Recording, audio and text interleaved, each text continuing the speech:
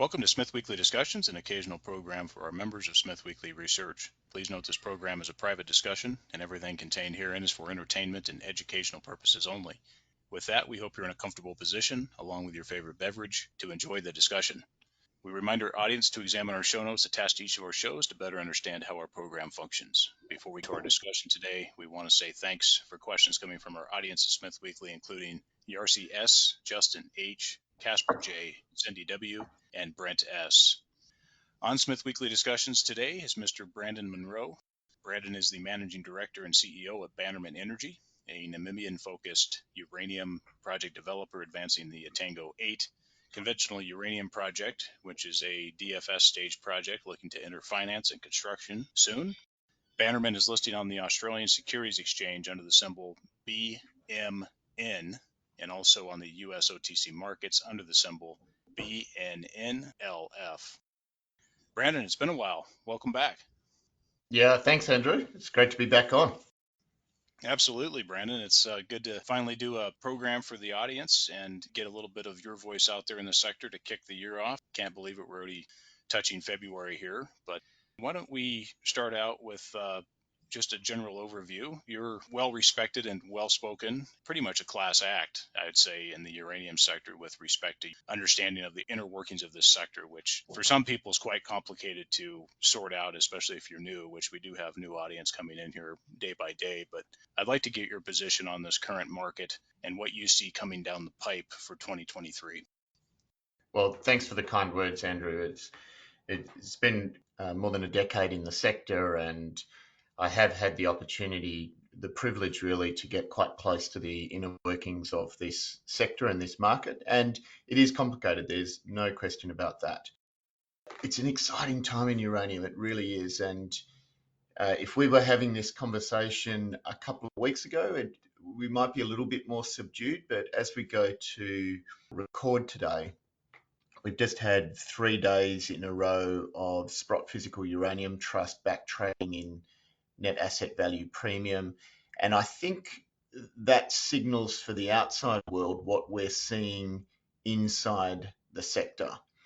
We've had several years of building fundamentals in the uranium sector, and that's seen the uranium market climb out of a very, very deep and sustained bear market that saw the spot uranium price go as low as $18 a pound.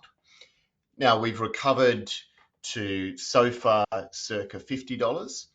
The price, as your more experienced listeners would be well aware, the price touched $63, $64 in April last year, and then settled back down to a range of about $45 to $55. So in my mind, that marks kind of a halfway point in the recovery of this bear market. And the hallmarks of that recovery are a pronounced deficit in supply that can't be addressed anytime soon and can't be addressed quickly. And what that supply has done over the last 3 years in particular is address the primary contributing factor to why we found ourselves in such a long bear market, which was an oversupply.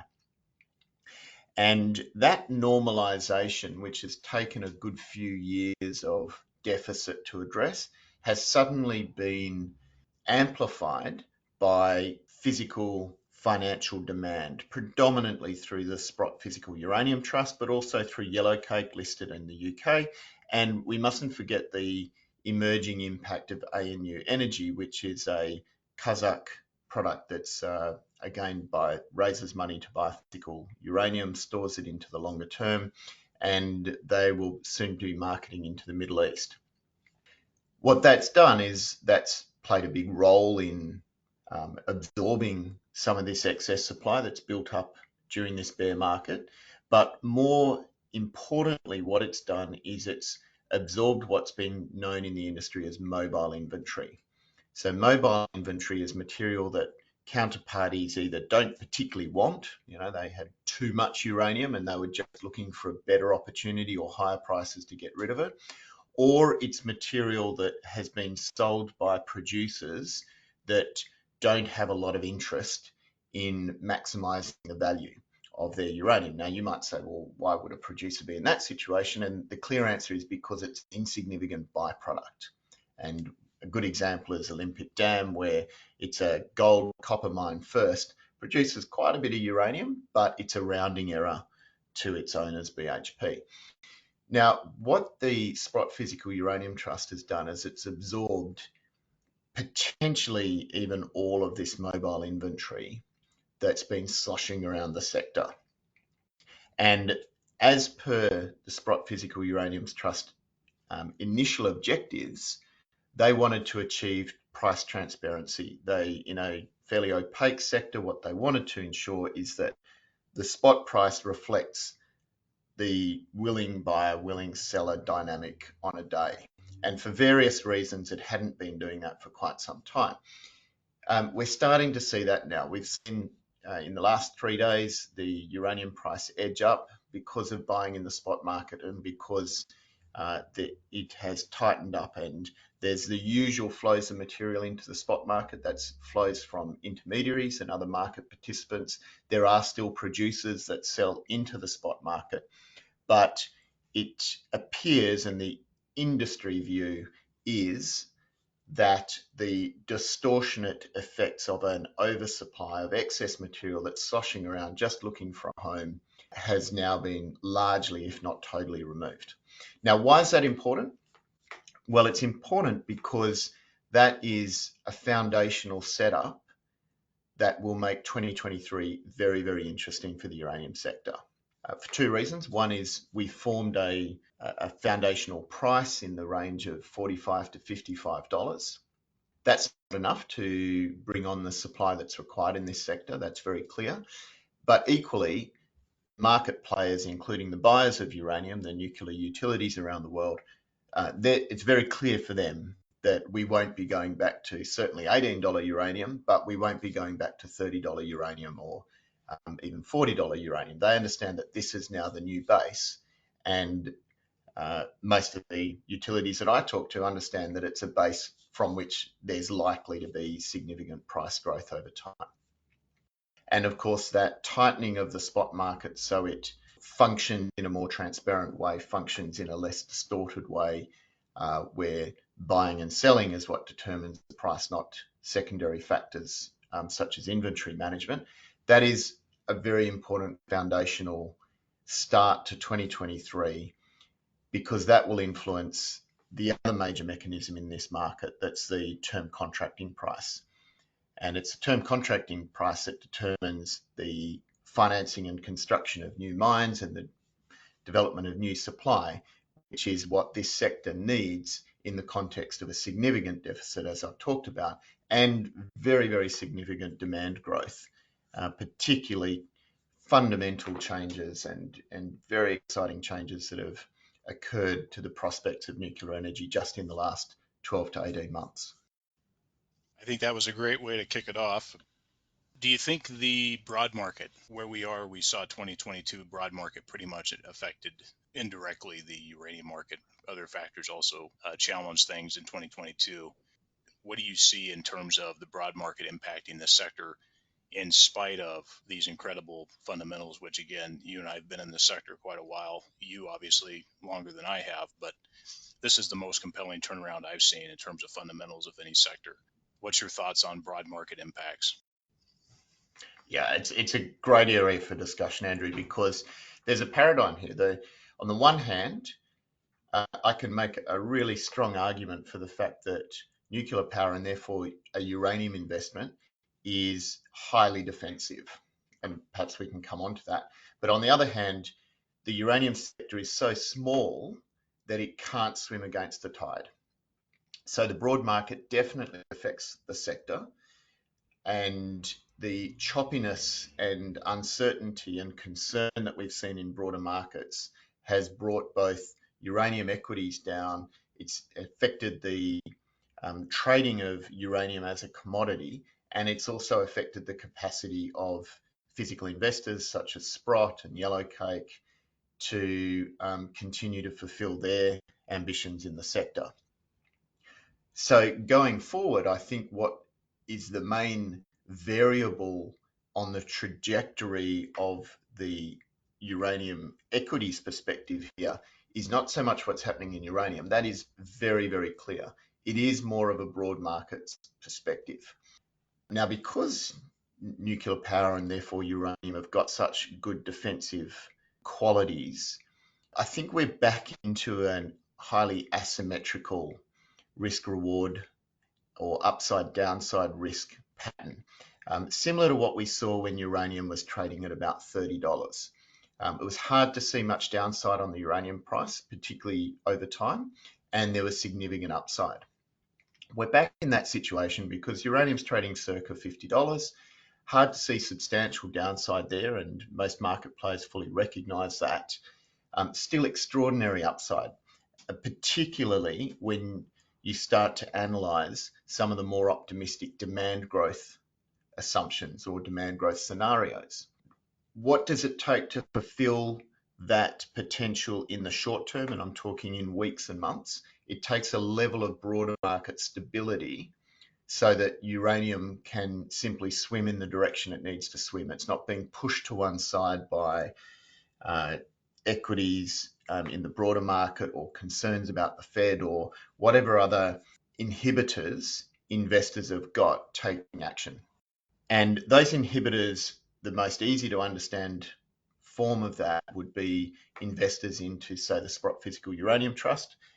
If they are very concerned, as they were towards the end of last year, about the broader picture, well, they're going to be holding their funds back and it's not going to be capitalising that investment vehicle. But it does act as an inhibitor in other ways as well. It acts as an inhibitor of decision making amongst utilities who will ultimately drive the term contracting price. It acts as an inhibitor of project development. So it affects both demand development, but also supply development. Obviously, it's had a very substantial effect on uranium equities. Most uranium companies are very significantly off their highs. Many examples of companies trading at half of their 2021 highs at the moment. And that can reverse quickly if we see that level of broader market stability. And that's what I'm watching very carefully at the moment. We've had some good news out this week. There seems to be a return of investor confidence. And of course, what people will be looking to is, on the one hand, is that a bull trap? And on the other hand, is this really the final climb out of all of the volatility that we've had over the last predominantly 9 months in this in 2022? I think it would be quite constructive with respect to just if this market does get impacted from broad market this year, that is even more constructive for what's happening in this sector. And it already is. If you've looked out at the natural resource sector and you've looked at the various commodities and you've looked at where we are, again, this is the most compelling out there in my view. Some people might argue for carbon credits or 10 or what have you, but it is really compelling with the interesting point that we have energy issue globally, the discussion now coming into effect with respect to energy density and the huge moat that fission power has against all of its peers. You really can't even say they're peers, they're so inferior. And of course, the holy grail with fusion is way out there in terms of timeline, but nonetheless, commerciality when it gets there is great. Big fan of that. So I appreciate that. Highly constructive any way you look at it for this year. I think people should just continue to be aware of what's happening here. Allocate capital where you can. If you've got it, you should have it. Do that. And let me couple it with this next.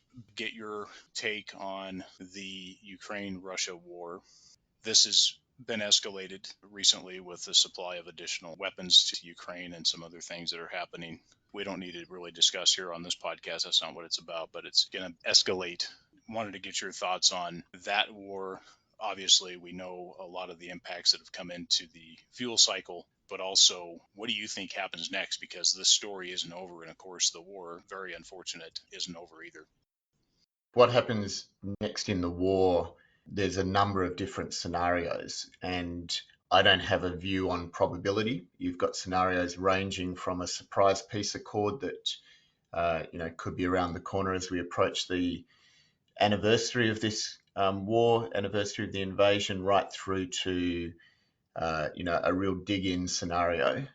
where Russia plays to one of its strengths as a military power, which is its capacity to endure, as we've seen in Syria and other parts of the world. So what's interesting is to say, well, what do those different scenarios present for the uranium sector? So the first thing for listeners to understand is that this invasion and the accompanying tragedy of it has had a profound effect on policymakers and politicians and bureaucrats' understanding of one of nuclear power's very most important attributes, and that is energy security. It had been abandoned, ignored, and you've got to say it, like, in a criminally negligent way. Certain economies, including Germany, had closed emissions-free, incredibly safe, very efficient nuclear power plants, and instead ceded all of those benefits to Russia in the form of gas. And whilst there's an enormous PR campaign to try and mute the hypocrisy of that and to try and cloud how much negligence is involved and how much corrupt intellectual ideology is involved in that decade-long process of decision-making, behind closed doors, it's well understood. Now, apart from the poster boy type example of how not to do things that Germany's delivered to Europe in particular, but the world more generally, there are some learnings that are being taken forward. So in terms of energy security, what does nuclear power offer? Well, first of all, you can store years of fuel for a nuclear power reactor inside your own border in a secure way. And that's always been the model for countries that were concerned about energy security. In a relatively small fiscal way, you can buy and stockpile many years of nuclear fuel and put it in a single warehouse that you can secure. So that's fundamentally different to any other source of energy, including the intermittent renewables. Like, whilst you can be pretty sure that the sun shines most of the time, it doesn't give security because it's not baseload, it's not 24/7. Now, the other form of energy security that nuclear power offers is because those purchasing decisions on the cost of your fuel are made well in advance, and because most of the cost of nuclear power is its initial capital construction, it offers very, very consistent cost of electricity over a long period of time. So when you see these enormous spikes in electricity costs because the raw materials are spiking, it's the gas or the coal or the cost of deploying wind or solar, nuclear just keeps producing power at more or less exactly the same price over the long term. And we've seen just how much of a benefit that is for nuclear utilities in Europe in this current crisis. Now, that is being noticed. There's no question about that.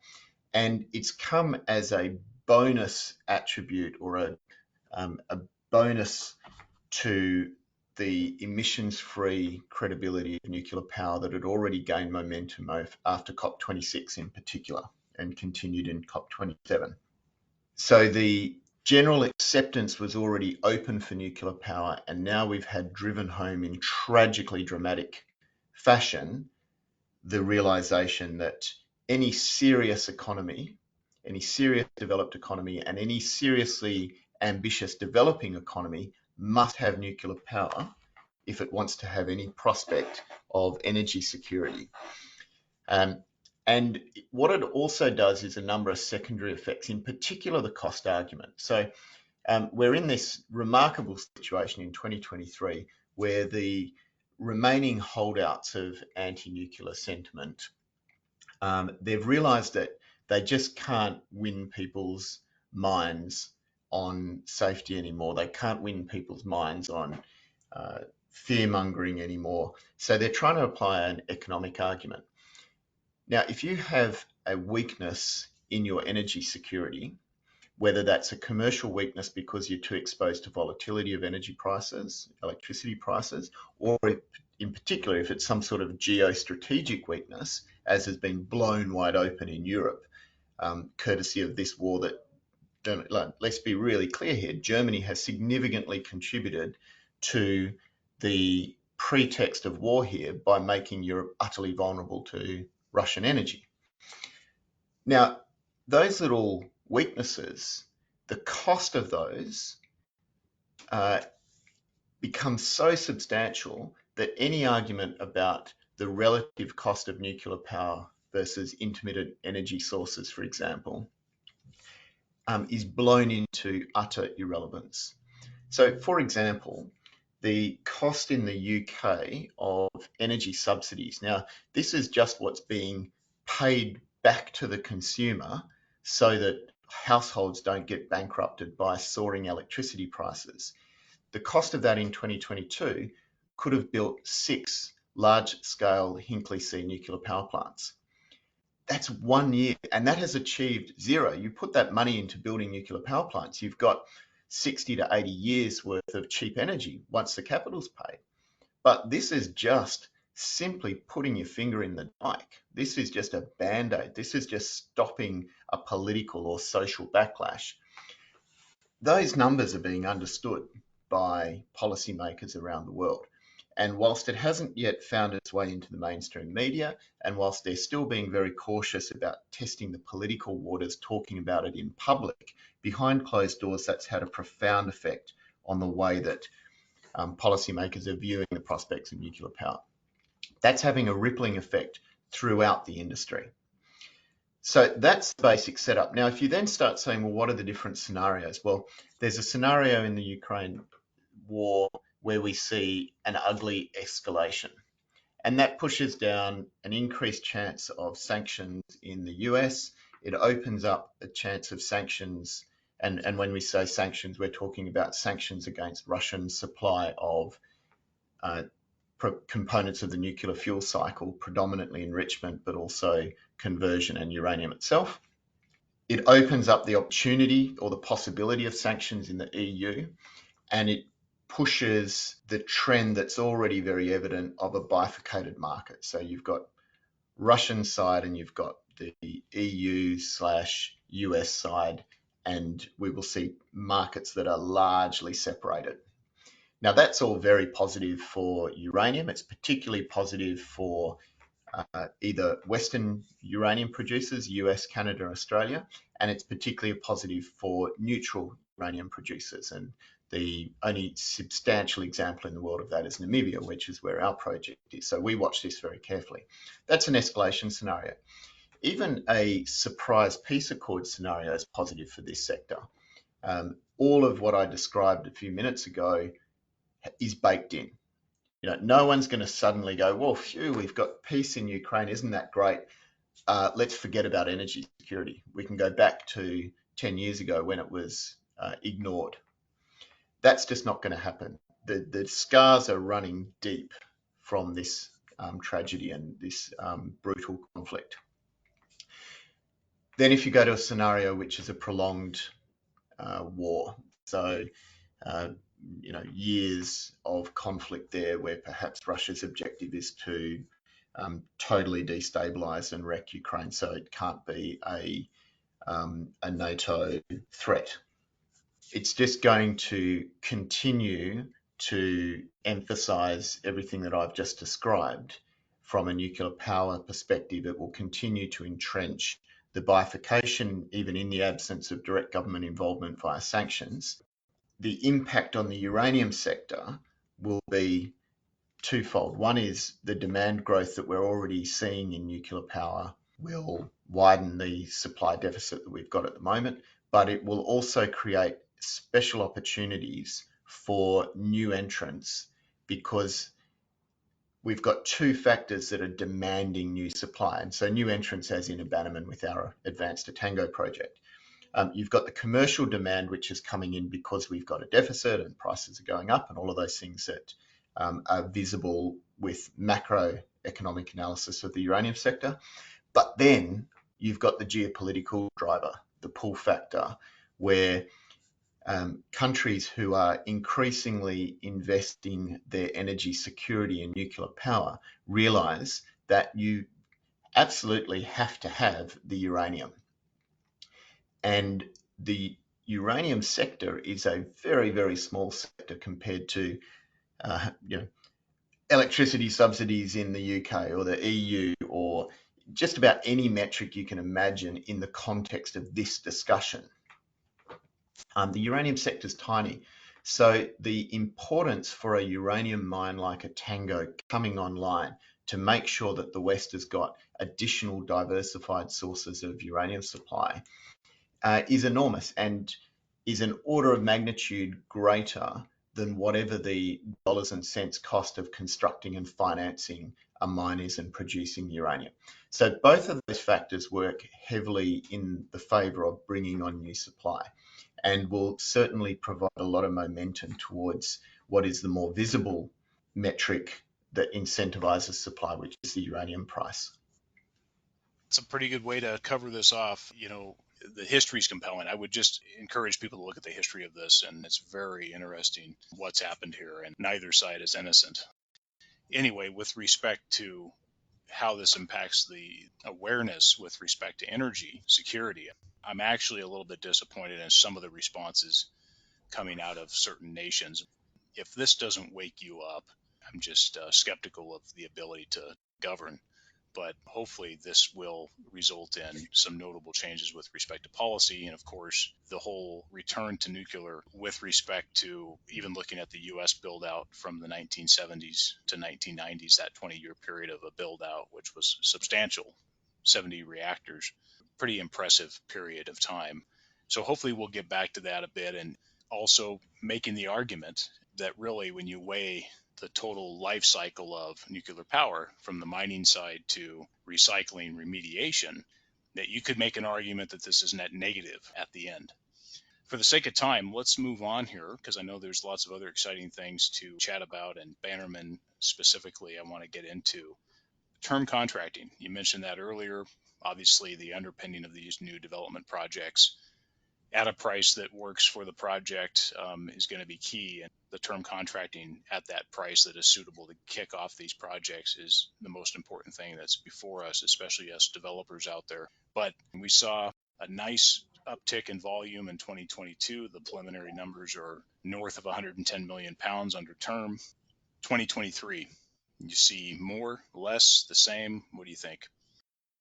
It's hard to answer that without going into a bit more depth about what term contracting really is.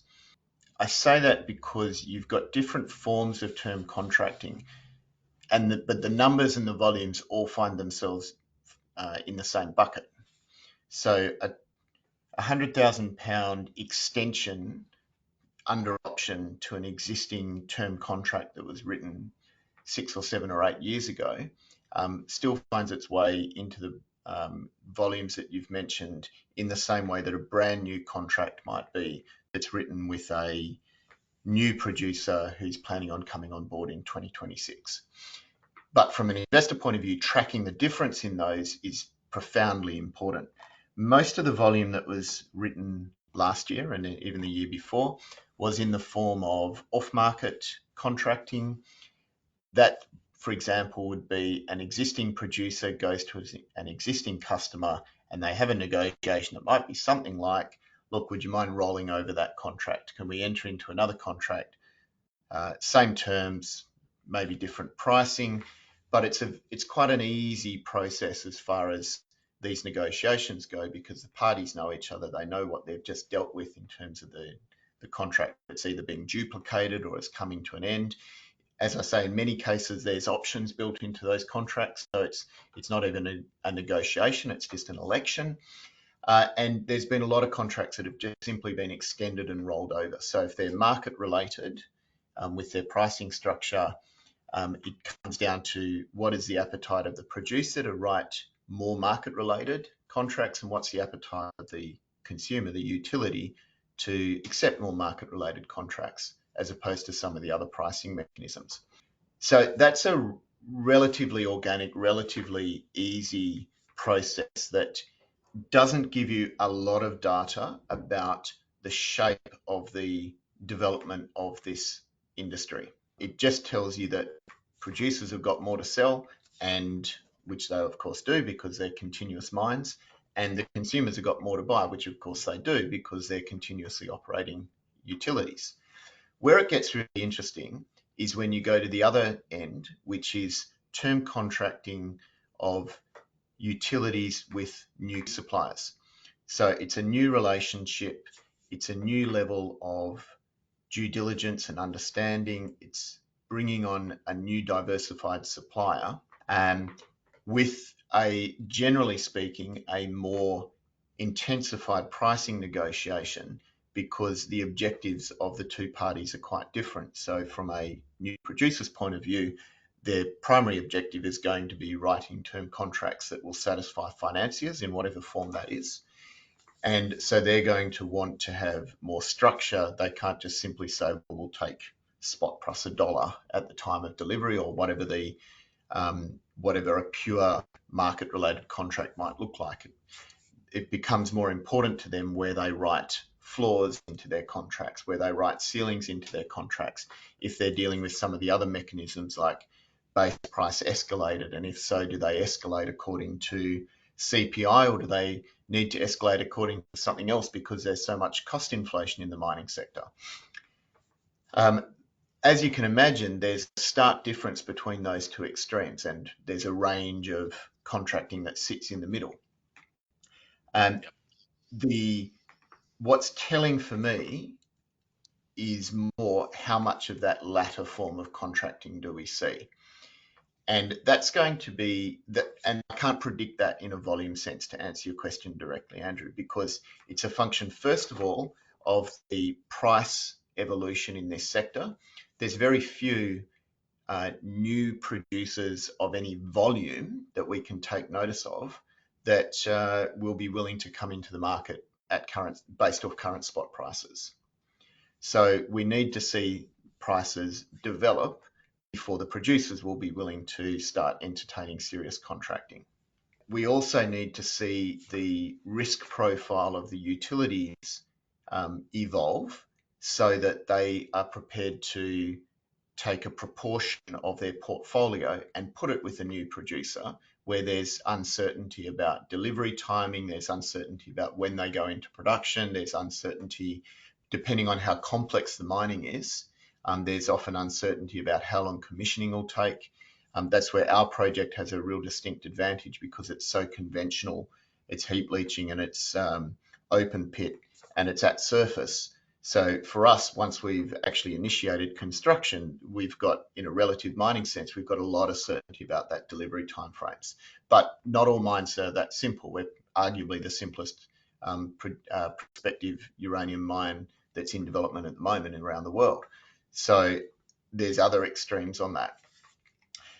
Once we start to see that in any volume, that's going to tell investors a couple of things. It's going to tell investors that the utilities' overall risk profile has really changed.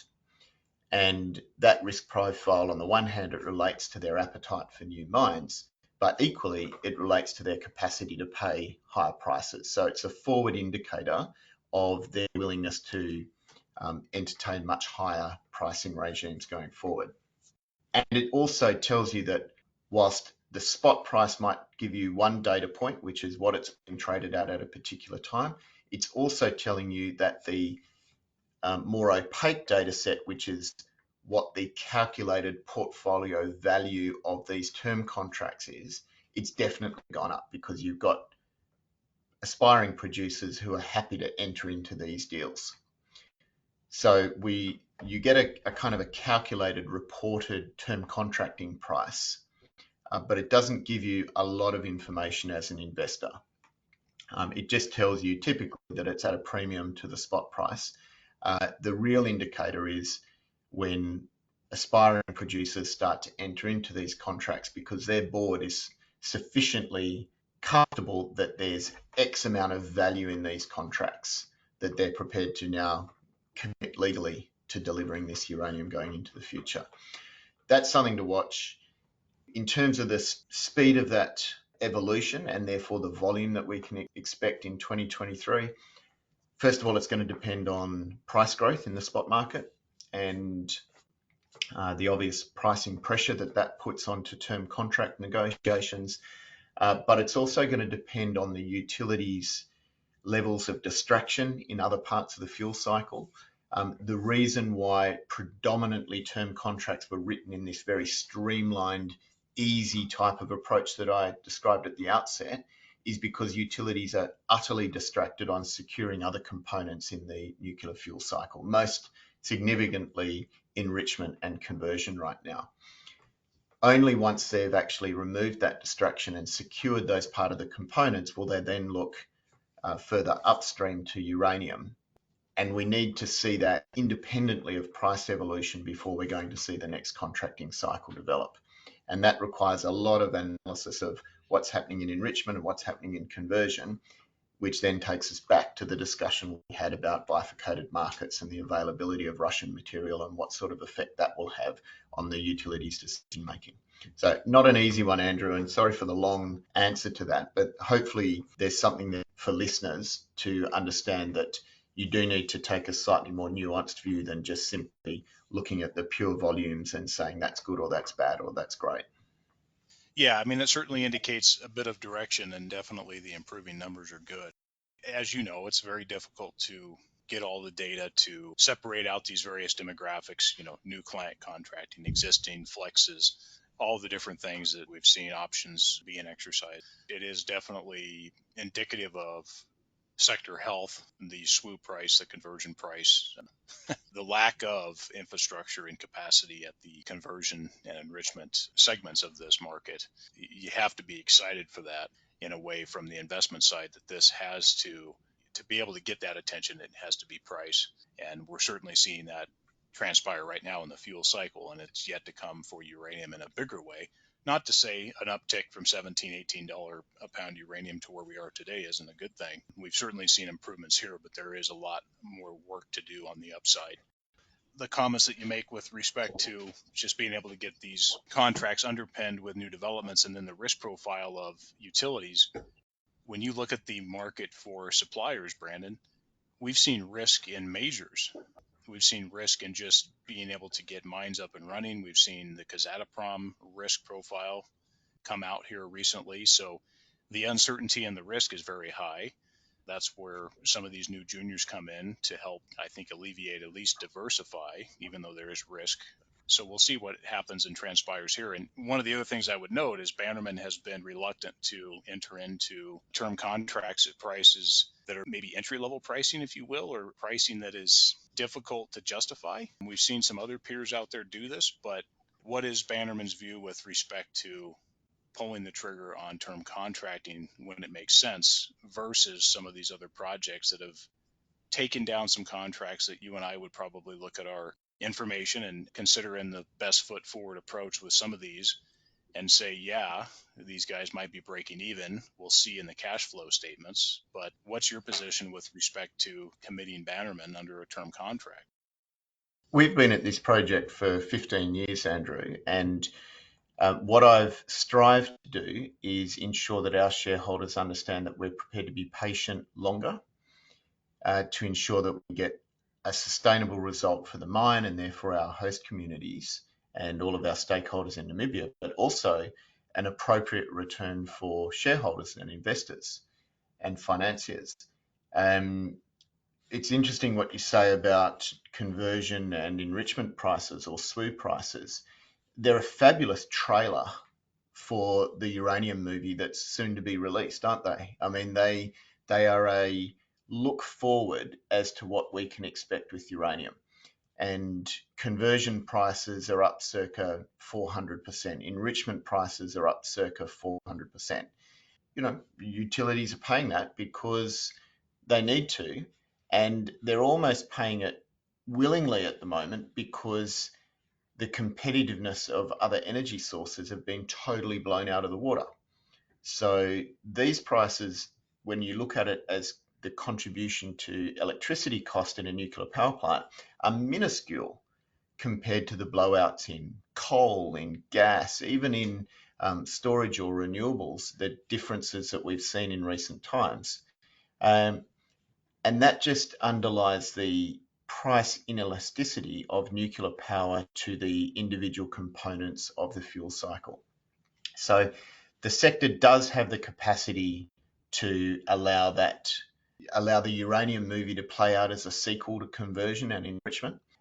It's important for the sector and its overall resilience that our mine and other mines come in to provide that supply. So we're prepared to be patient until we see appropriate pricing that reflects the level of patience that our shareholders have shown over the last 15 years.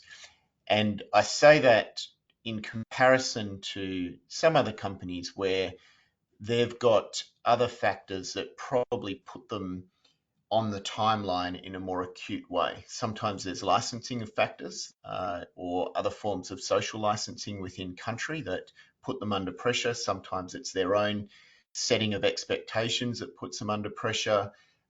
Sometimes it's management's ambitions that puts them under pressure. And we've been very, very careful ever since I've come into this CEO role 7 years ago. We've been very careful to make sure that we don't start setting ourselves up or don't start painting ourselves in any corners, so that we can utilize our very nuanced understanding of this sector to correctly time our entry for the best interests of our shareholders and other stakeholders. It's a tactful way to go about it, and I think it's the right way to go about it. Align with your views on this. Let's go to the Cameco Westinghouse Brookfield deal.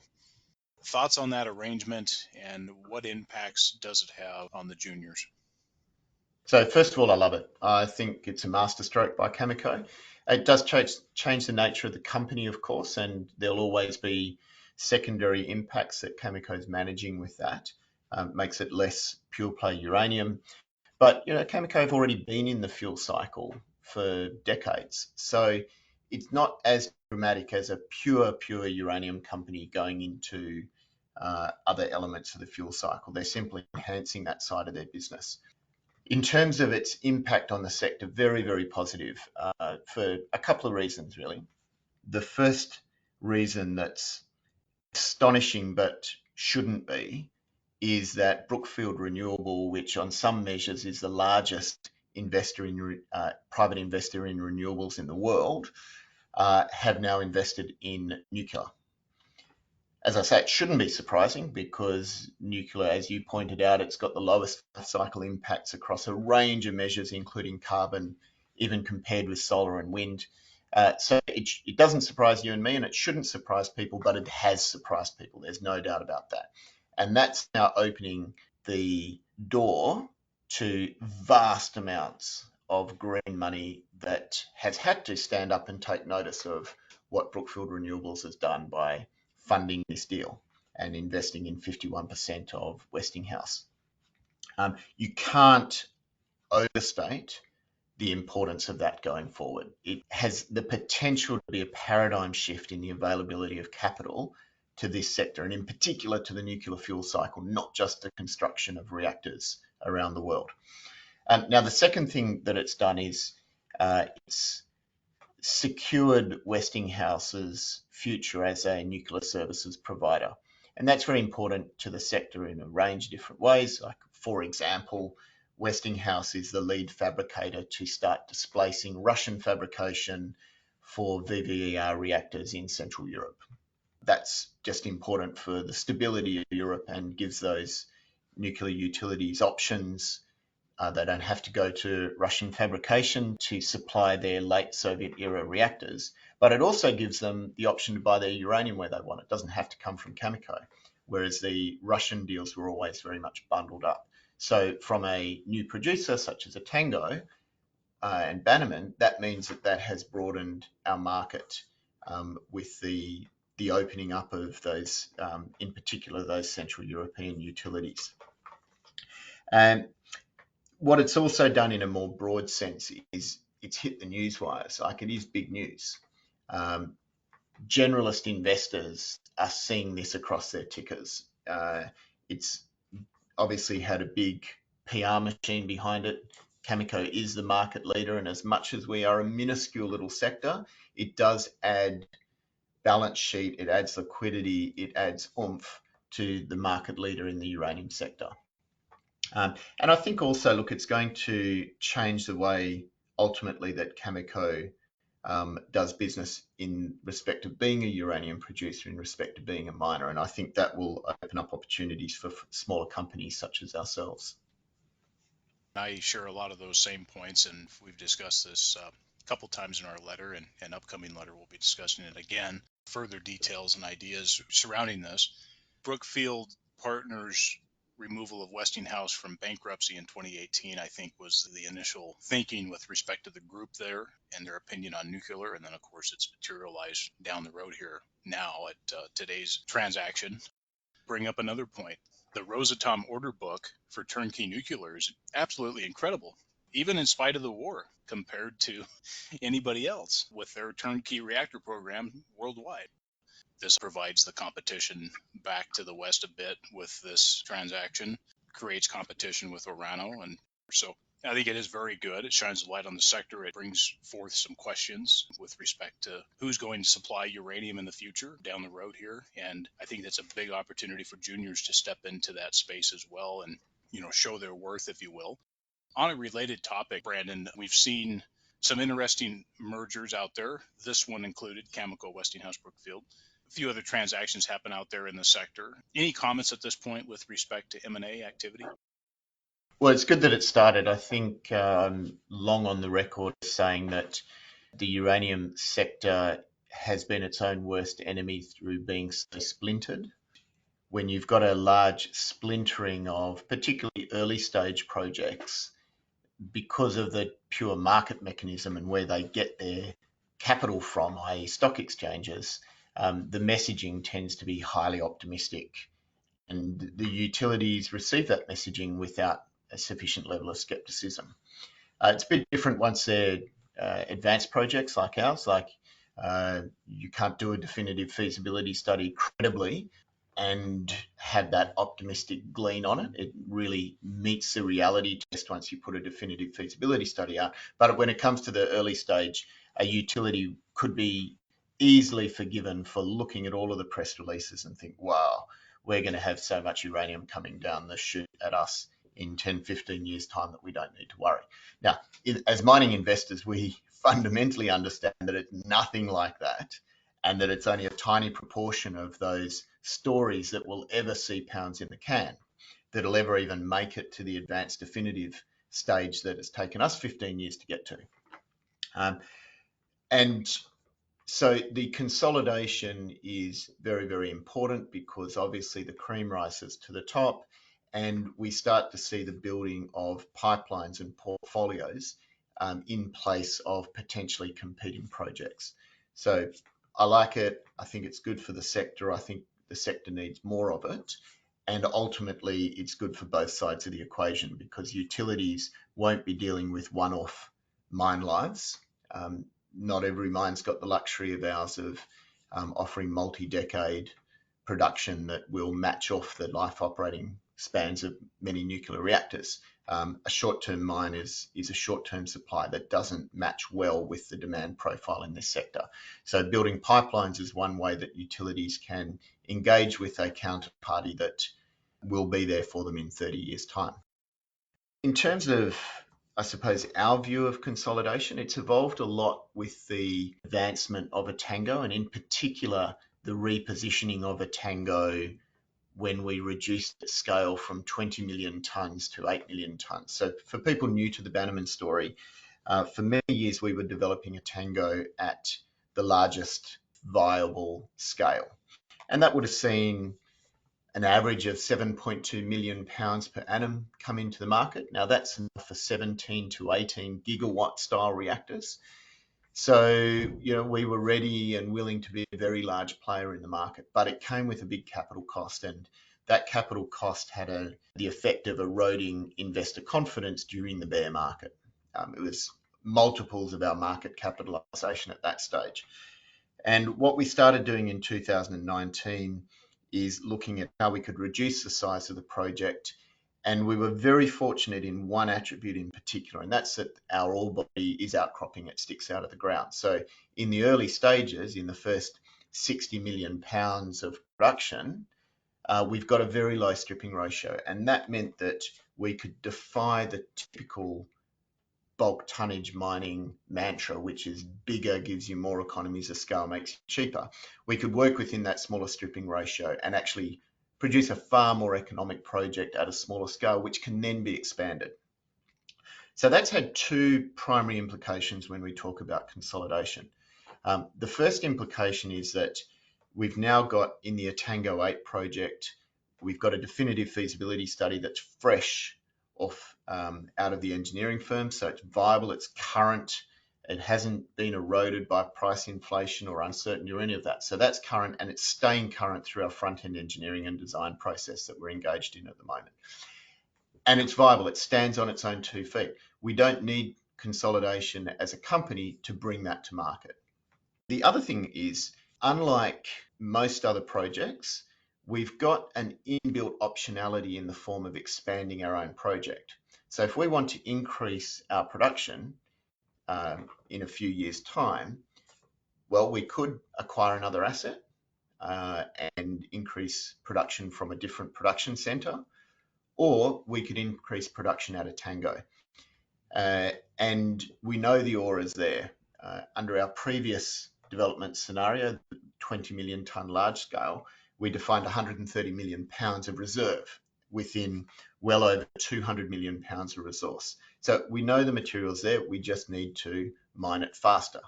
That puts us in a strong position, Andrew, because it means that we can be patient, but we can also be extremely disciplined about what proportion of the Etango value proposition would we be willing to share in order to acquire another asset. I think with the definitive feasibility study really showing the viability of Etango and demonstrating to all of our stakeholders, both in the investment community but also in the nuclear industry, that Etango is a viable project that will come to market, and we've now built the team to do that. It means that we're in a really strong position when it comes to assessing potential opportunities and remaining disciplined, because we're not under any external pressure or internal pressure whatsoever to do a deal. We're not going to find ourselves in a position where people are telling us we must do a deal. We will do what is absolutely right for our stakeholders, including our shareholders and the project. And that's a real nice position to be in. You know, many of your listeners would know that I've got an M&A background. I was an M&A lawyer for many years, and I can't tell you how many times I've seen bad deals done because of internal or external pressures. And I've seen good deals done with companies that are very patient and are doing those deals based on a well-conceived strategy that has a disciplined fundamentals approach to value and synergies.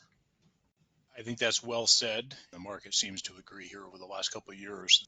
I wouldn't say all of them are good, but certainly there's been a few that have been very tactful. And I agree with that position, and the fact also the ability to expand this project once Etango 8's up and running, what the potential for expansion is the next phase, if you will. And I think that's important to point out. Okay, let's get into Bannerman in just a moment. I want to move into Namibia, and then we'll drill down to the Bannerman level. Namibia specific news item came out in December 2022. The government of Namibia halted a project of Uranium 1 due to environmental concerns. Brandon, is this an indicator of policy towards Russia, or do you see it really as just a project specific matter that gets resolved?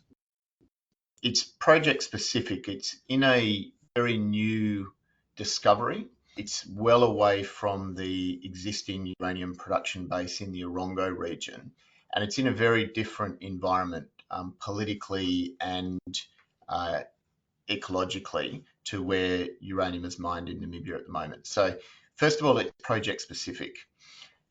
The other thing that it really says about Namibia is Namibia absolutely takes environmental constraints and environmental responsibility seriously. And there's a community-based concern, which government has now shared through its recent actions, that not enough environmental work has been done on this potential project. So a little bit of background to help your listeners. So Namibia has always been low-grade bulk tonnage open cut mining. That is what's built such a successful uranium sector over more than 45 years in Namibia. And together with diamonds, uranium has been the most important economic contributor to not only Namibia's mining sector, but also its capacity to earn foreign reserves. And with tourism and agriculture, they are the most important industries in the entire country. That's always been a particular form of mining. The social support for that is very high. Everyone's seen the Rossing uranium mine consistently deliver benefits to the country, to the host community. There's been no detriment. The things that people are worried about with the scaremongering in other countries, well, they've had 45 minutes to realise that it's just that, scaremongering in Namibia. So the political and social support is very strong. And Rio's legacy has been an exemplary environmental performance, which has also got the local country comfortable that, yes, uranium mining can be done properly and appropriately without environmental cost. So enter Uranium One, who make a new discovery. It's quite deep, and not only a new discovery, but it's a new form of mining to Namibia, which is in situ recovery. Now, it's not new for Uranium One. You know, they've got extensive experience in Kazakhstan and Russia, and in many respects, they were the market leaders in this form of extraction, particularly with acid. So for them, it's quite normal, and perhaps that's where they failed to read the in-country tea leaves sufficiently well. So it's a new form of mining that people have not had 45 years to get comfortable with. There's a lot of suspicion about ISR because it runs counterintuitive to people's understanding of mining. You know, you're putting acid into an aquifer and needing to clean it up afterwards. And then the other factor that's quite unique is Namibia is a highly arid country. Most of the country is desert. And this is in a farming community where the Eronga uranium mines are, including ours. It's an unproductive desert. It's got ecological value, it's got tourism value, but there's no agricultural or societal value from the land itself. Now we go into a mining process that interacts with aquifers, even if it passes through an aquifer, but otherwise interacts with aquifers in a farming community in a country where water is your number one point of anxiety. Overlay onto that Rosatom came in with a government-facing approach rather than a community-facing approach, and I think they would admit themselves that they didn't get early enough into the process of community engagement, which allowed a vacuum in terms of understanding to develop. It certainly promoted suspicion, and it hasn't been helped by obvious global events that we've already discussed. So it's a very much a project specific case here. It doesn't, in a headline, it might seem to connect to the rest of the Namibian uranium sector. It doesn't in any way at all. If anything, it should be taken as a positive because you can't just go government to government in Namibia and get your way. The community has a genuine say. The environment and environmental requirements have a genuine say. The precautionary principle in environmental management, which is if you don't know, you have to figure it out no matter how long it takes, has prevailed here. So ultimately what it does is it boosts the credibility of the processes being undertaken by Bannerman and other companies operating in Namibia. To answer your original question, look, I don't think it's an anti-Russia thing. I don't think it's got any real direct connection with global events and the Ukraine war. It just happens to be amplified by the lost in translation type connection between a Russian operator and the local community. Yeah, I think that's good context, Brandon, and I think that really kind of wraps it up pretty well with respect to the issues at hand and, of course, the project dynamics. Let's get into Bannerman. First, recent news, Chief Operating Officer appointment, Gavin Chamberlain, an important move, in my view, with respect to operatorship, which is an important piece of this business. Your comments on the appointment of Gavin? Oh, it's epic. Like I couldn't be happier. Obviously, I've been talking to Gavin for a long period of time. he is a class act. He is a world-class project builder with 3 decades of experience in Southern Africa. He hasn't been pigeonholed in one form of the business the whole time. He's worked for the owners' teams, spent the last 5 years as the chief operating officer, developing a very large potash project in Congo. But he's also led EPCM contractors. So our single largest contractory counterparty over the next 3 years, he's led them. And in fact, it was in that role that he was in charge of the build of the Husab uranium mine in Namibia, one of the largest developments in Africa in the mining sector, and certainly the largest single investment into Namibia. So he's got that on top of all of his credentials as a project builder. He's also just out of pure luck to us, knows Namibia extremely well and knows uranium extremely well and knows building uranium mines similar to Etango's very, very well. But as an added bonus, he's also had leadership roles in mining contractors in the past. So the other side of our business that's very important, which is the mining contracting, the contracting of the mining process, he's got deep experience in understanding that. Look, add to that at a personal level, he's awesome. He's very, very well liked. When we were talking to people inside the industry as we were assessing bringing Gavin on, one of the descriptions that were given to me was he's got the most powerful black book in Southern Africa. And that's important to us because we're going to be building a workforce. We're going to be bringing in key hires. We want to do things with a certain level of culture and we want to be an absolute leader. So to introduce Gavin into our company and have the endorsement of someone of his caliber, choosing Bannerman, choosing a junior, an aspiring uranium junior, I'd hope that that would be a strong signal to our stakeholders of how strong Bannerman is and how strong our vision and our asset is.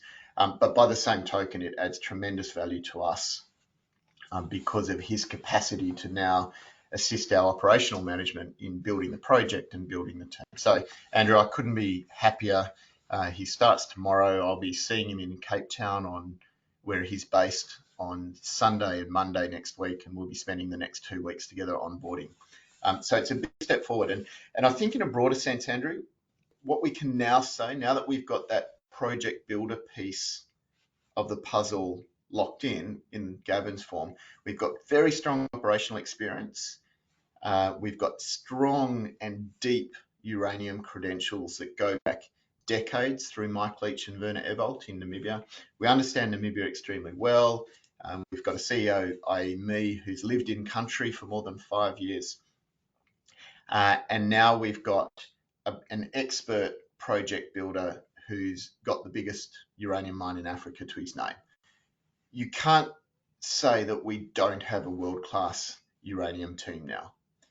And for a junior of the size of Bannerman, I think it's truly a strength that we've got. And there are a number of voices in this sector that point correctly to the fact that there is a very thin level of capability in uranium. It just hasn't had any human investment over decades.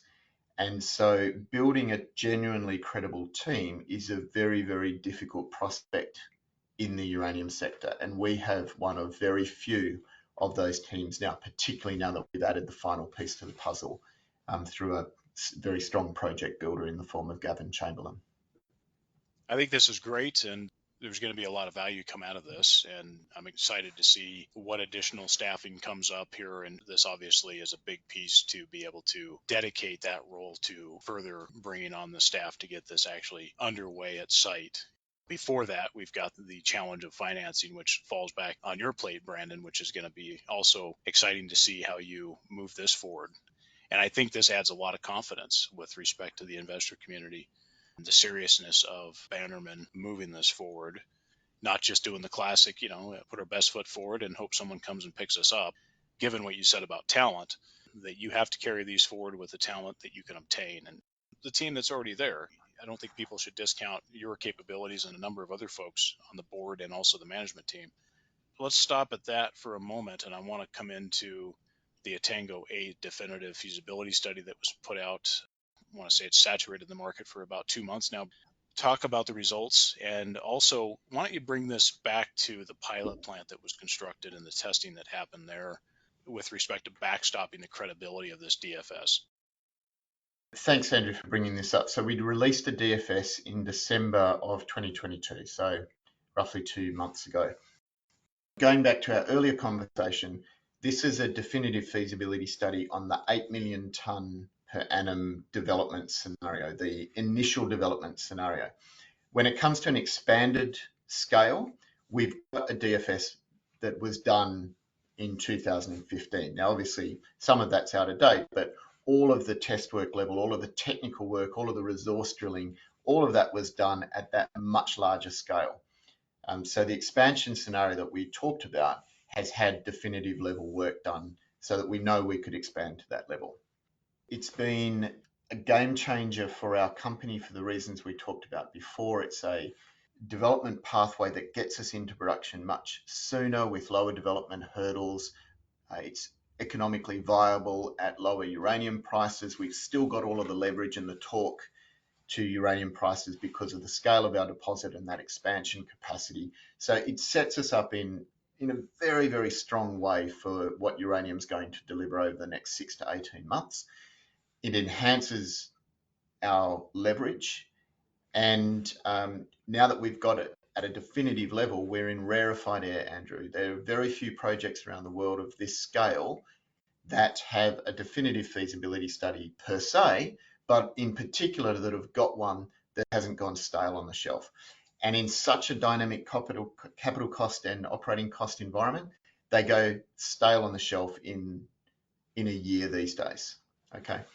So in terms of the numbers, the average production initially would be 3.5 million pounds per annum. So that's enough for 6 to 7 conventional scale nuclear reactors. So 6 to 7 gigawatts or 6 to 7,000 megawatts of electricity. So we're a big player in the energy industry globally as a result of having this project. The initial mine life is 15 years, but because of the enormous resource size, I expect we'd be much like the Rossing uranium mine. So when Rio developed that in the mid-70s, it had a 16-year mine life. It's been going for 45 years. It's got another 10 years of resources if they choose to extend. That's what I would expect a Tango would be like. And we know that there's more than 200 million pounds of uranium there. What we've been able to do is largely contain our capital costs in a very dynamic environment. And you don't have to find many data points at all to see that most definitive feasibility studies released in the last 6 months have had huge blows.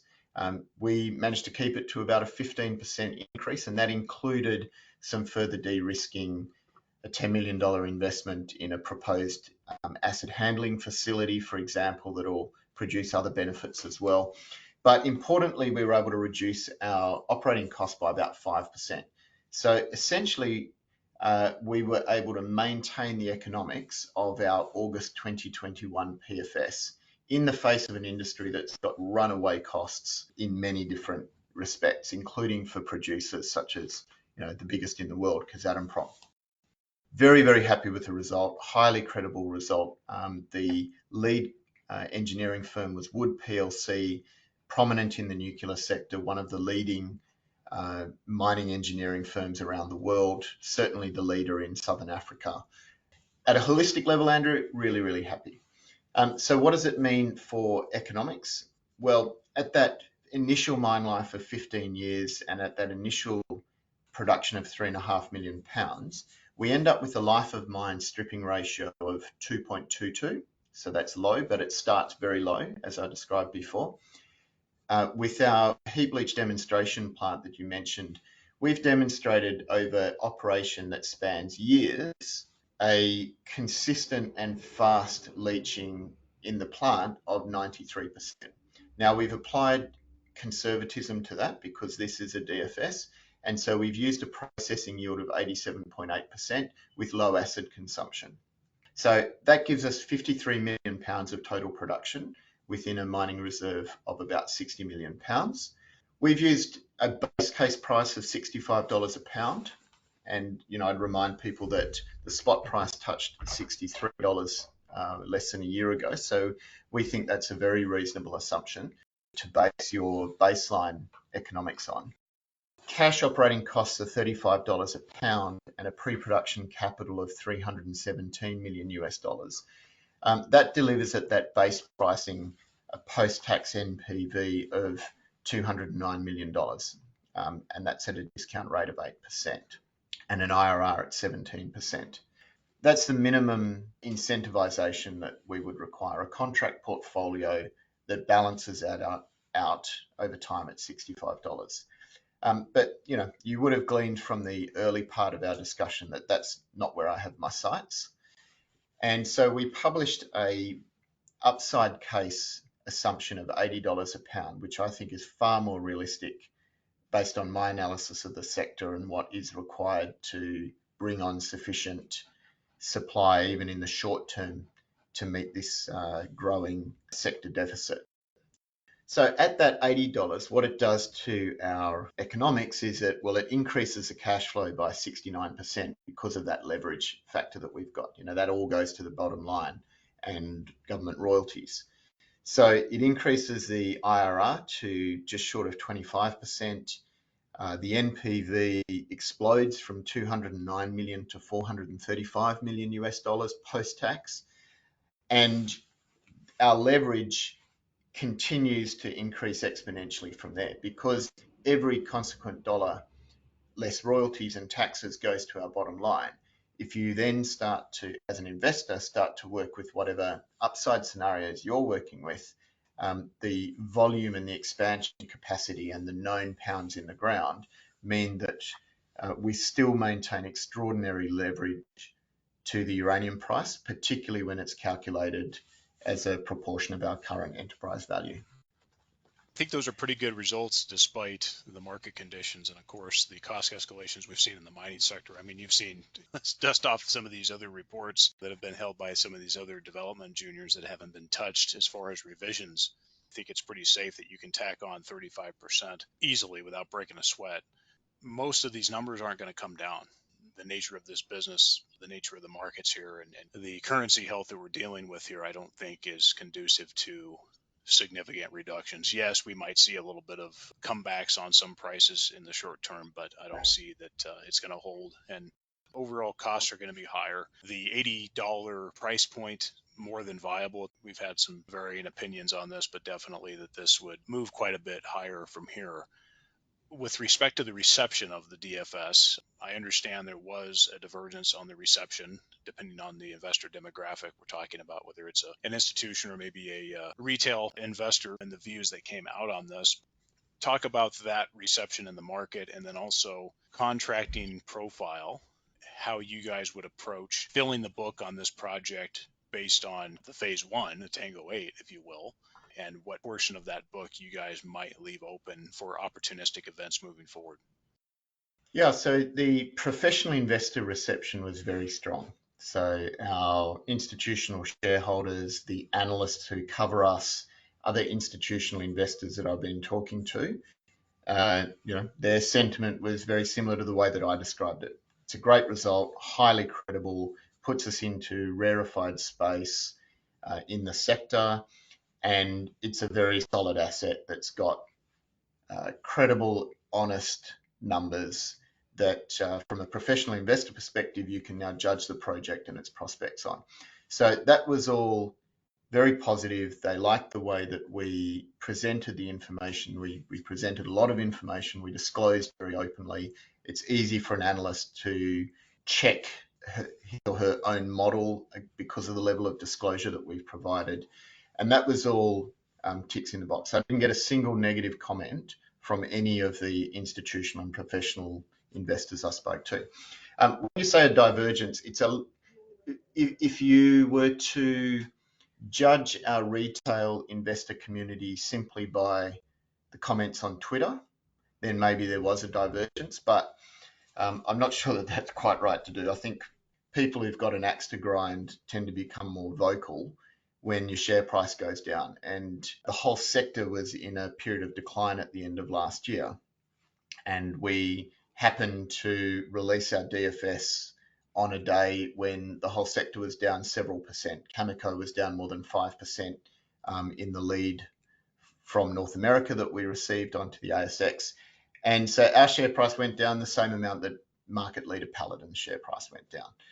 So there was no correlation between our DFS and the share price. But of course, what that did is anyone who had negative comments to say, perhaps because they were invested in a competitor, for example, felt that they were able to come out and criticise the DFS, not on the basis of what the DFS was, but on the basis of what their screen told them.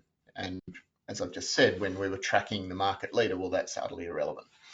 So I'm not sure that there was a divergence of opinion amongst retail investors. The retail investors that I've had feedback from, they might not have had the sophistication to judge it in the way that professional investors, but I think our messaging was good enough that they were able to realise that it was a really good result. You're also getting your own feedback, Andrew, so you might have something to add to that. But by and large, it's been really well received, and it sets us up now very, very well for what we want to deliver in 2023. And again, I come back to this concept that we're in a very unique place. With the position that we've got in this industry is shared with less than a handful of other companies across the Western world. And that's special. And that puts us in a very strong position going into the dynamics for 2023 and beyond that we talked about at the start of this podcast. Yeah, I think that there was just a bit of confusion. Everybody's got their different motivations, right, Brandon? I mean, some folks will talk down Bannerman just to get shares cheaper if they can. I mean, it's been tried. I think sometimes people look at this and they forget that what about phase 2 and 3? What is the upside? And sometimes people don't see that in a revised, focused in on one piece of the ore body at surface. Don't understand and don't see the dynamics surrounding what that project is from a starter standpoint and what that project leads into with respect to the client base, with respect to the ramp up, the scale up, and how you're able to finance subsequent phases off of a smaller project. And so a lot of dynamics there. And of course, the sentiment's up and down like a roller coaster every day. And if you're on Twitter, which don't spend too much time there, some of these folks can't be satisfied, sadly. You have to look at the whole picture. And for us looking at this, I thought this was, despite the conditions in the market, yeah, of course, to some degree, there's always best foot forward approach. But I think you guys have brought this forward in a way that it is a DFS. Now you've set the bar for when you guys move into construction and financing. You guys will continue to have to deliver, but there's always going to be people that are going to talk it down a bit.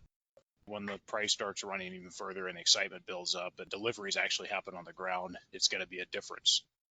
But talk just briefly about how you see the production profile being underpinned with term contracts a bit, and also how you leave this open. Yeah, it's a really good point because you can introduce optionality into financing and marketing a project in a number of ways.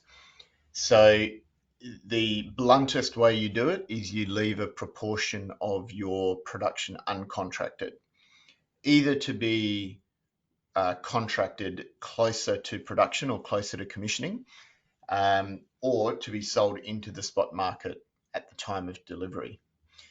And now the other way, and this is where there's a bit more magic and a bit more value to be created, is in the shape that you give your contract portfolio. And this goes back to our earlier discussion about what long-term contracts even are. In its simplest form, a long-term contract is a base price escalated contract. So, let's say $65 that then gets escalated according to US CPI each year.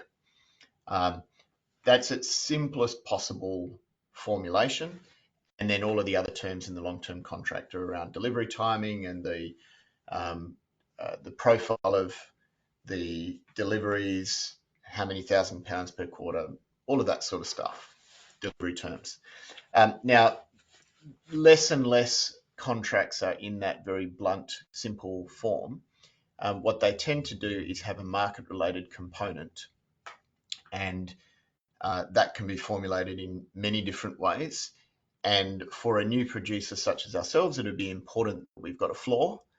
The financier would expect to see that floor. And in return, you would typically grant some form of a cap or some form of a ceiling. Now, the width that we can place between that floor and that ceiling gives us a lot of that optionality. But also the timing at which we enter into the contracts gives a lot of that optionality. The longer we wait at this point, the more we will see those floors and ceilings as a band shift upwards. And we've got that extra layer that you've described, which is really important, which is significant timing control on when we escalate the production profile and expand our project. We would do that when we're already delivering into existing contracts, and we've already got existing customer relationships with the utilities, where we can have a direct conversation with them saying, look, in 12 months' time, we can start a cutback that will increase our production rate 2 years hence to this, for example. Would you like us to do that? And if so, let's talk about the economics that are going to incentivize us to do that. And we're in such a strong position there to not only service the customer's needs, but also protect our own interests. Because if they're not prepared to negotiate at the right economic interests, well, we say, okay, well, we just won't make that decision in 12 months' time, and we'll keep producing at our current level according to our current contract arrangements. So when I drew the distinction between having an expansion project versus a second asset that you've consolidated, I can make the argument that it's far more valuable to have this built-in expansion project rather than a second asset that has to be built from scratch or even acquired as a producing asset, because it gives us so much optionality and so much control, and therefore a stronger position to interact with our customers at the time. So the exact proportion of, first of all, how much of our production would we contract and how much would we leave open for future dealing, that'll be determined in consultation with our financiers, and will be determined by the form of financing that we take. And then there's a secondary question as to what the shape of the contracting portfolio looks like. And that's a far more complicated formula and a far more complicated model, which also is where a lot of the valuable IP in our company resides. And that's where we will produce a return for shareholders on our investment in developing a very nuanced understanding of this sector over many years. Good answers. I appreciate that, Brandon. I think that's a pretty good way to approach this. Let's just discuss briefly the current capital structure at Bannerman.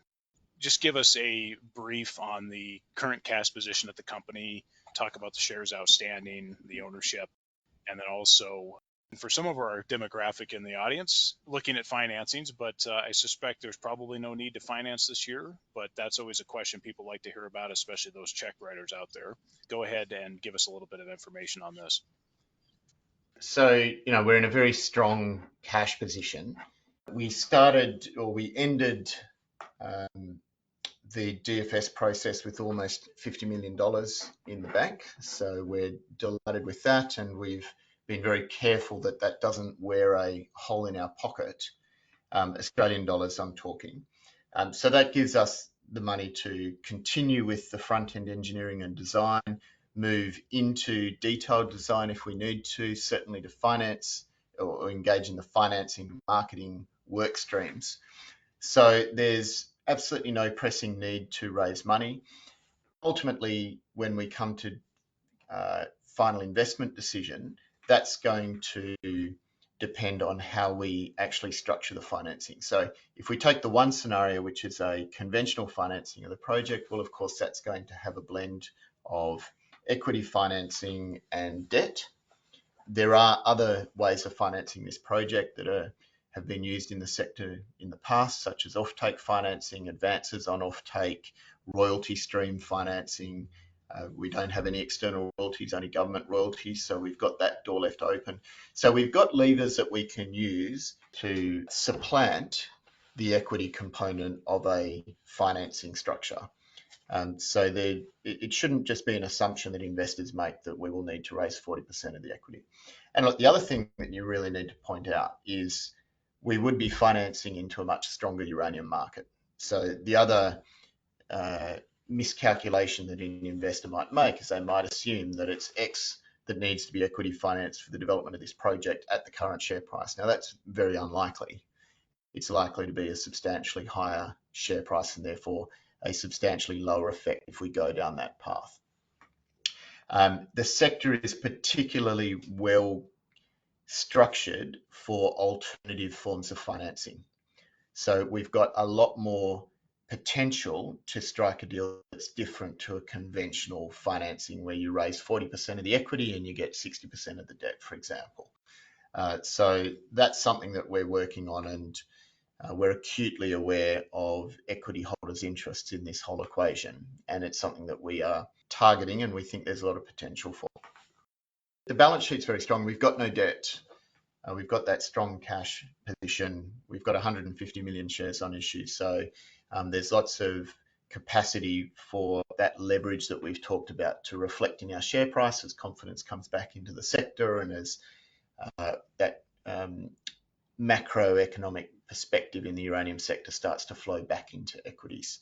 So I think it's compelling, and I certainly don't think there's a financing overhang that investors need to worry about. When we come to financing the project, we'll do it in a very sensible way that's very mindful of equity holders' interests.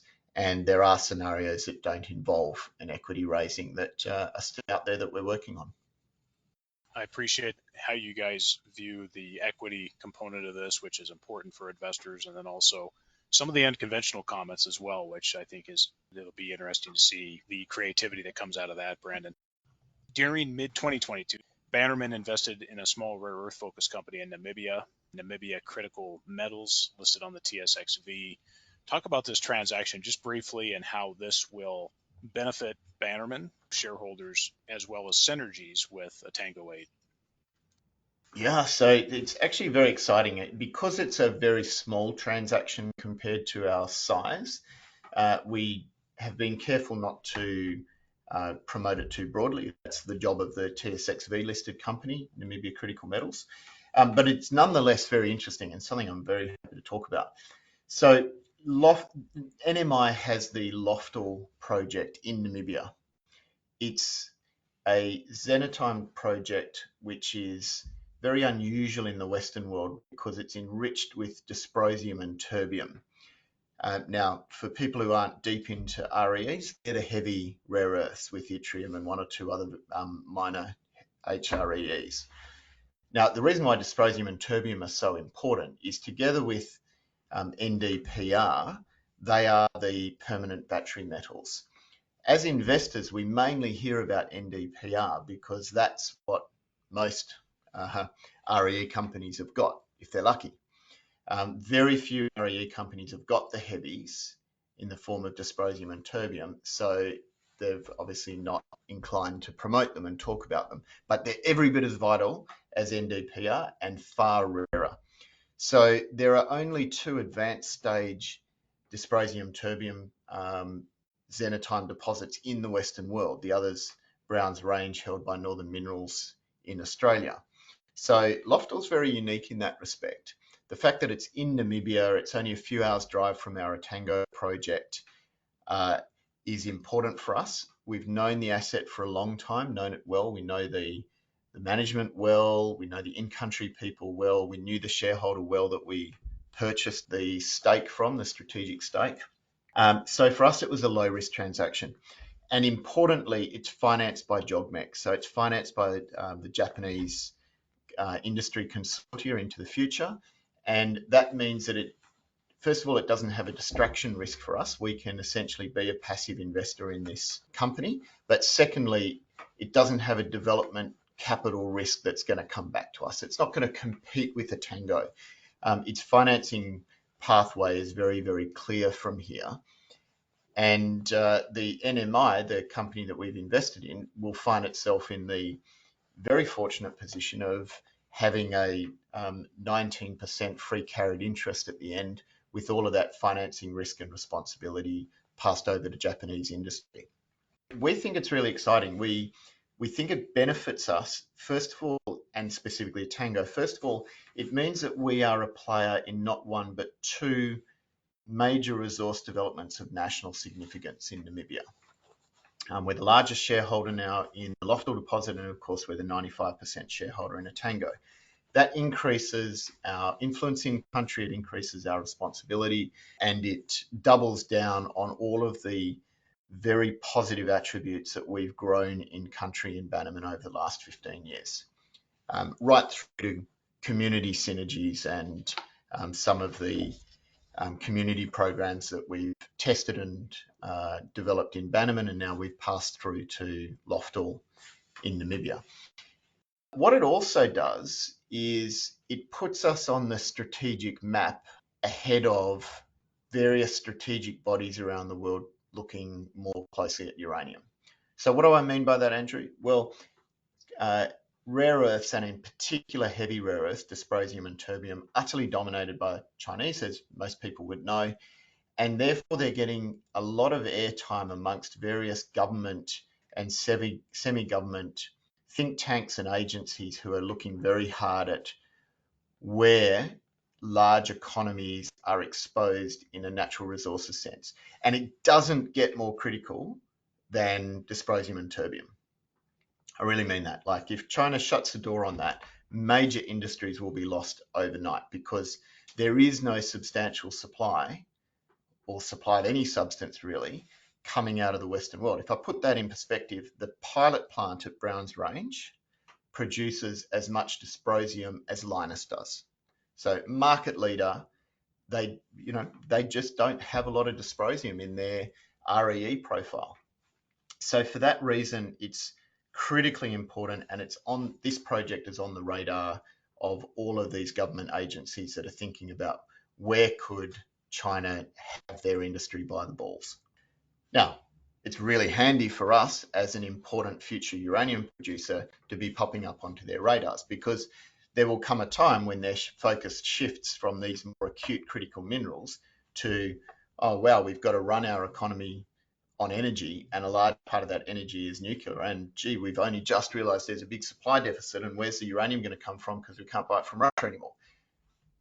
That's helpful for the development of our project. Now, something that we suspected but couldn't bank on when we entered into the transaction was we had a strong view that at some point Japan would need to pivot in their nuclear industry, and that relationship with JOGMEC would put us kind of in the pound seats to enter contracting relationships with Japanese utilities. To our pleasant surprise, that pivot appears to have happened a lot earlier than we would have given ourselves credit for predicting. So Japan has clearly turned on a die in terms of its nuclear policy at a government level, and we're seeing clear evidence for the first time in years that that's actually translating to action on the ground and real progress with the restart of their reactors. So I likened it to, it's the equivalent of being in the box, in the corporate box for an entire season of the baseball or whatever your sport is with JOGMEC, because we're sitting there with them. I've been to site with them a couple of times since we've made the investment in an asset that's crucially important to them. So it puts us in a very good space when it comes to developing our project and talking to Japanese utilities and Japanese financiers about bringing Etango on in the uranium sector. And we managed to do all of that with a $10 million investment versus $10 million Australian dollar investment versus a 300 million market cap. So whilst we don't spend a lot of bandwidth talking about this asset, Andrew, I do think it's been a good move. I think it's recognised now as being highly strategic. The timing couldn't have been better in terms of when we made our investment and what's happened in the rare earth sector since. So I think it's just another tool in our toolbox for bringing on the bigger flagship asset, which is Etango. I think it ties in real well, and I think there was some confusion amongst some of the investors out there when this came out because it was such a small transaction. But now that you go over it and you highlight out some of the reasoning that wasn't shared about how this gets structured, the doors it opens with future potential clients, quite a bit of potential attached to it. And then, of course, the relationship with JOGMEC, walking clients down the road of getting them to uranium, getting them down to Tango 8 makes a lot of sense. And price was a rounding error, Brandon. Rugby would be the sport in this case. I think A fine choice, Andrew, I might add. this was a good move, and I appreciate you explaining it a little bit more because I don't think everybody fully realized the impacts of this. It'll be interesting to see how this goes. Uh, Sustainability and community efforts in Namibia, and also more broadly with some of your other efforts in the uranium and energy communities, Brandon, because you're well known out there. You do a lot of work with the WNA, and you're really just buried in this sector. What has been happening on this front? Oh, well, thanks, Andrew. This is a good warm up for me, actually, because you're right. I have earned myself a profile in, let's use the word ESG and uranium around the world. And in fact, late tonight, my time on going on an OECD webinar with the likes of Niccolo Mai, who's the CEO of Urano Mining Internationally, to talk about ESG and talk about a report that OECD's just released into the societal benefits and community benefits of uranium mining. So thank you for giving me the chance to practice. So it's very important to us, but it always has been. It's not a knee-jerk reaction to investors prioritizing ESG concepts. It's been fundamental not only to our project risk management, but also our corporate ethos since we started. And I started working for Bannerman back in 2009 as GM, or General Manager Corporate Development, basically a VP position. And one of the first things that I was given was the responsibility for managing our environmental impact assessment and management plans, including the social aspects. And that included the rare opportunity to formulate a community engagement plan and a corporate social responsibility plan, as it was back then, and then to implement it. And many of those programs are still running today, which is extremely satisfying for the team, but also for myself. To give you just one example, our early learner assistance program was conceived by a senior employee back then. We rolled it out for the first time together with the Ministry of Education, and basically that meant going to primary schools, talking together with the ministry, with their principals, to identify those students who were at serious risk of dropping out of school, almost always because of economic factors. So often it was things like their parents just simply couldn't afford to buy them a pair of shoes and they had a long walk to school. Or they had to share shoes with a sibling and so they couldn't go to school every day. That sort of stuff. And so what we did is we selected some schools and we piloted by identifying these students, getting from the principal their shoe sizes, their uniform sizes. In those days, parents had to pay a nominal, but for them, substantial amount to go to school. And so we would provide a uniform, we'd provide the shoes, we'd provide some basics, and we'd pay the school fees on behalf of those vulnerable students. Now, that's actually quite profound, because if a student drops out at a primary level from school in Namibia, they never get back in. And they leave school before they can count, and they leave school before they can write. And the chance of them escaping the poverty cycle is very, very slim. So if every student that we can intervene, even if they don't go all the way through to grade 12, but at least they make it into high school where they can count and they can write and they can learn a few life skills, that is quite literally life-changing. And also for their families as well, because once one student in a family's made it through school, the chance of their siblings going through school is much higher. And even simple aspects like giving them a pair of shoes meant these, and giving them a uniform, meant that these kids had a pride in going to school. In many instances, they would challenge their parents, who felt that maybe they ought to be herding cattle instead and bringing a little bit of bread for the family. So these are profound, life-changing impacts. And what makes us really proud with this program is we've been doing it for long enough that we've put 3,300 kids through this program. So there aren't too many opportunities in the mining sector to say you've had that sort of impact as a development company. You know, we haven't earned a cent in this business. We haven't even entered into production. And I can give you examples like that in the tourism industry. I can give you examples like that environmentally and in other social programs. We've got an outstanding 5% equity holder in our project, which is the One Economy Foundation, who do incredible work in hard to tackle taboo African issues like gender-based violence and fatherless impacts. And they're prepared to tread where others fear to tread And so we're incredibly proud to have them as a partner. That is genuine substance. That's not about just making a fancy brochure and quickly throwing a bit of money at someone and taking some photos of pretty looking kids, which unfortunately is the flavour of greenwashing that many mining companies, less in uranium, but many other mining companies have got. This is a deep personal commitment by every single one of our employees to effect change in Namibia. And the advantage of having such a long history of doing it and just the sheer numbers with these different programs, including what I've illustrated, is that it can be easily distinguished from companies who haven't really paid attention to it, and also can be easily distinguished from companies who might be at risk of over talking or over promoting what they have done in the communities.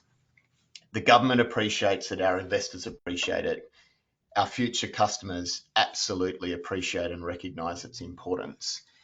Having that endowment of social credit becomes more and more important as nuclear's social license improves, because we will become a supplier of choice of uranium to a number of utilities who put these sort of factors front and centre.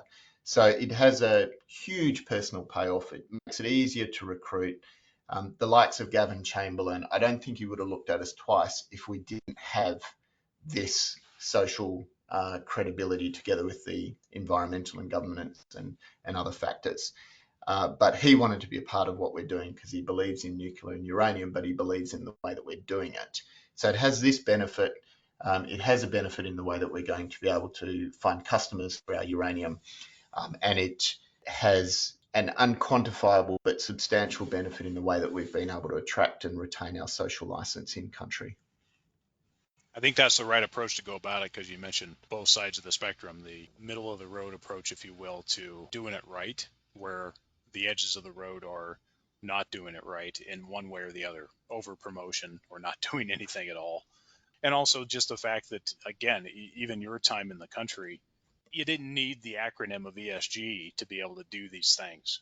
This should come naturally to respectable operators that have integrity. The stewardship component of becoming an operator, or even in your case, a developer. And these efforts at the developer level is also very notable, because you haven't earned a penny in this business with respect to actually producing and having a revenue. Spending this type of capital to establish that reputation and to help actually build the lives in the community going to be important from also a jobs perspective in the future. That's going to be the next stage of this, is jobs for the community, and what the wealth of this project brings to that community is the next stage of this. And so, yeah, I absolutely agree. And I think you're right on with the thinking, Brandon. I think it's absolutely correct to what I would say as well. Well, look, hey, we could keep talking here, but for the sake of time, why don't we leave the discussion there? And I'll finish up with your final thoughts, and then also with this, potential investors who are listening in. Bannerman Energy has a market capitalization of about 310 million Australian. Why should Bannerman be in the institutional, the fund, office, and also the retail investors portfolio? I think we should be in every uranium investor's portfolio. If they're holding more than 3 or 4 companies, we should be there now. First of all, because every uranium investor needs African exposure, preferably Namibian exposure, because it's such a good operating environment and it's so stable. We're a prominent developer in Namibia. We're the most advanced of the Namibian developers, with environmental approvals and with the DFS out during 2022. So we're a market leader in terms of a junior in Namibia. But also, apart from just being an advanced project, as we've talked about, it's a low risk technical project which will find its way into production. And it's also exceptionally leveraged, particularly when you compare the number of pounds we have in resources and reserves and our production profile and expansion capacity compared to that $310 million market cap Aussie. So the value proposition, I think, is very clear for a uranium investor. And when we talk about portfolio, obviously every portfolio benefits to an extent by diversification, but in uranium it's particularly true. And I think for an investor who's looking for a part of their portfolio that represents leverage to upside or upshoot uranium price scenarios, but with a lot of underpinning value that creates the type of asymmetrical value proposition that we see in the broader sector, I think Bannerman's perfectly positioned for that. Look, and the last thing, just to touch on something we talked about, in my own investing, I always put management first. Because it's management that will steward an asset through to superior shareholder returns, but it's also management who will protect value when things don't go to your plan as an investor, at least. I can really say that between our board and our senior management team, we are world class and exceptional for a junior company that's under $1 billion market capitalisation. So they'd be the top points, and welcome any further inquiries. And we do show a lot of respect to shareholders. We communicate well, and the same with investors. So any of your listeners out there, Andrew, if they're not already on their register, I'd obviously be delighted to welcome them in to join our mission to become the next producer in Namibia. What's the best way to make contact over there? So we've got 2 Twitter profiles. We've got that at Bannerman Energy, and that's run by Emma Culver, who's my communications assistant. So she's very good at responding to DMs and so on, or you can reach out to me directly at Brandon_Munro. We've got a LinkedIn profile, although we don't find that that's as interactive with people as Twitter is. Or you can come through to info@bmnenergy.com, and you can also go through to our website, which is bannermanenergy.com. So I find that they're probably the best ways to interact. We've got a few different email databases. One's for shareholders only, but another is for institutional investors and analysts, where I publish a newsletter called Uranium Insights. And we've also got our alerts platform, where we advise subscribers about news of the company and our ASX announcements and so forth. You're a busy guy, Brandon. I need to let you get going so you can get to other work. But yeah, I really appreciate the time here. We covered a lot of ground, and we probably could have talked here for another hour or two, but we'll save the audience a bit for the sake of time, and appreciate it. And look, safe travels coming up, and looking forward to chatting again soon. Thanks very much for having me back on, Andrew, and for being so generous with the time allocation. It's been nice to really have the time to get into the issues properly. Look forward to the next one.